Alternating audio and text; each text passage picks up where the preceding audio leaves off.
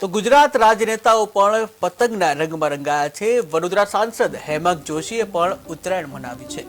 અકોટાના ધારાસભ્ય ચૈતન્ય દેસાઈ પણ હાજર રહ્યા હતા। ત્યારે હેમાંગ જોશી અને ચૈતન્ય દેસાઈએ પતંગ ઉડાવ્યા હતા।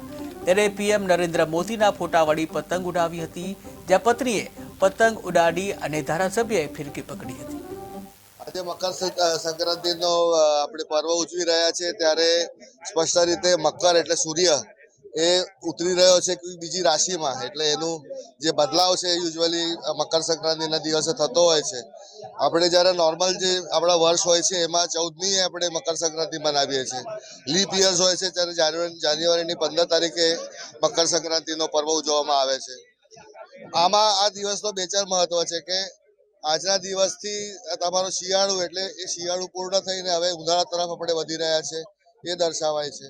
2025ની નવા વર્ષની શરૂઆત છે અને જે મકર સંક્રાંતિની જે રંગે ચંગે જે ઉત્સવ છે એની અંદર આજે મારા ઘરે નિવાસ સ્થાને વડોદરા શહેરના સાંસદ શ્રી અને અકોટા વિધાનસભા ધારાસભ્ય ચૈતન્ય બી એમની ફેમિલી સાથે અહીંયા ઉપસ્થિત રહ્યા છે।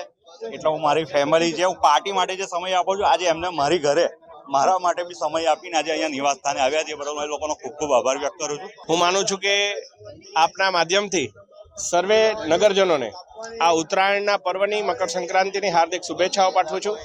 સાથે આજે દેશના અમુક ભાગોમાં લોહડી તથા પોંગલનો પણ તહેવાર ઉજવાઈ રહ્યો છે, ત્યારે આપના માધ્યમથી તેઓને પણ આ તહેવારની હાર્દિક શુભેચ્છાઓ પાઠવું છું।